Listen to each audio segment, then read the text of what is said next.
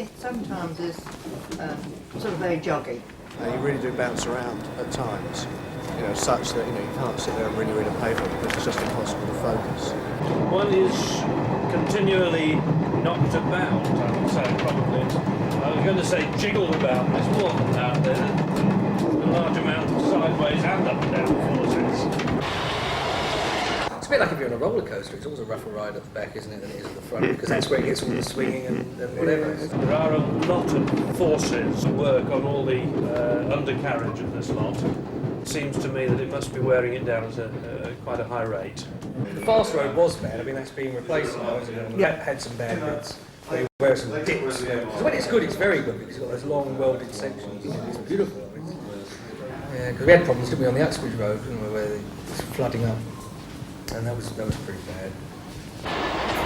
We're all working within sort of budget constraints, and you make the best of it. That's all you can do, isn't it? When the budget is finally made available, I suppose, you know, once again it'll be sort of wonderful, you know.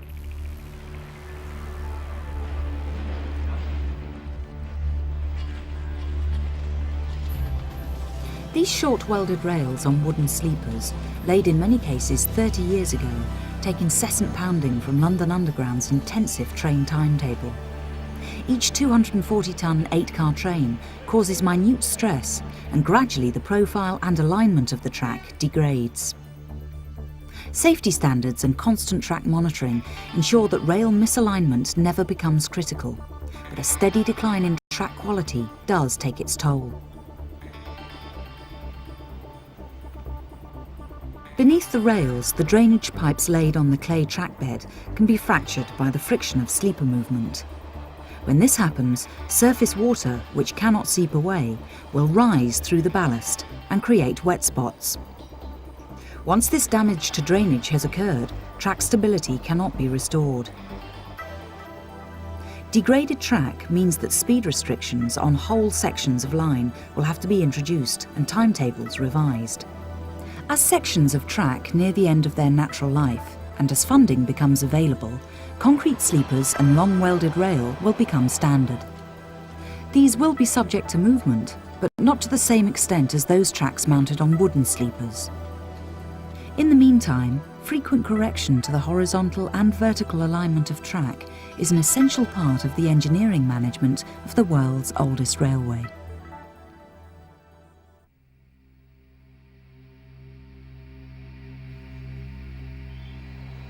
As the service winds down for a few short hours, other vehicles, those that the customers never see, are going through their start-up procedures. This is the start of work for the 3-man crew of Vehicle 773, one of the fleet of London Underground's sophisticated tamping machines. Their work has been carefully coordinated with all other line activities to maximise the few short hours available, and they hurry to site, collecting en route an expert from the signals section. It will be his task to work ahead of the tamping process and then later behind it to ensure the protection and stability of all trackside signalling components.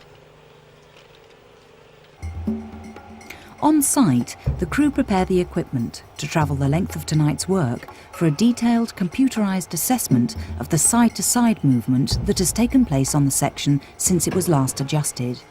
Travelling at slow speed, the sensitive monitoring wheels of the track recorder pass back to the automatic track alignment computer a detailed record of adjustments that need to be made. It will be this computer model that determines automatically the degree of alignment from side to side that is needed. Adjustments to the longitudinal level, those areas where vertical correction is required, are made with a separate lifting and levelling system. This is Trainmaster on 773. We're in position at Acton Town. The current is now safely off, and the possession lights in position at both ends. But the production manager has one more important task. The formula for every curve on the railway is documented to achieve the cant, the critical difference in height between the outer and inner rail, which enables trains to travel smoothly around them without speed reduction. These transitions are clearly marked.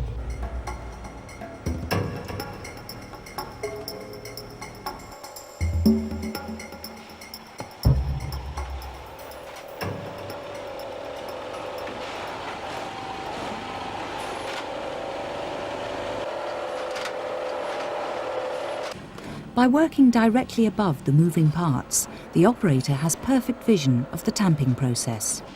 The computer has already determined the horizontal adjustments necessary, and the gauges confirm when that correct alignment has been achieved.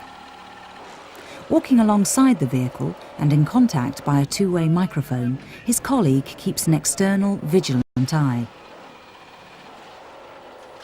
Minor alignment of the level of the track is automatic, but on occasion, large variations in level will need careful manual adjustment to the control equipment in the front cab. As the tamping machine moves between sleepers, 3 separate activities are taking place. The clamps are clasping the rails on either side and hydraulically applying predetermined pressure on 2 planes, both the horizontal and the vertical.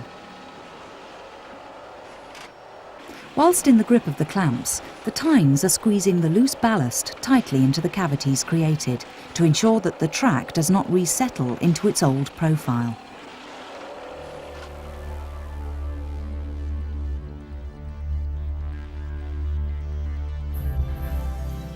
Moving carefully between sleepers and travelling at an average of 300 metres an hour, the true track geometry is steadily restored.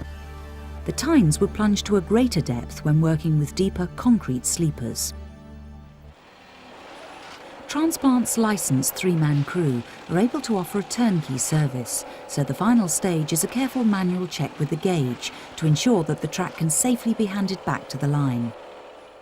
If you would like to talk to Transplant about hiring their tamping machines and crew, give them a ring on 0171 918 5692.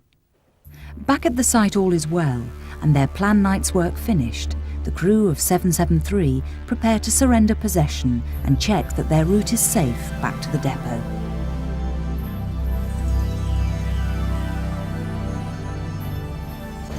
On this section of the railway at least, drivers and customers should find life a little smoother this morning.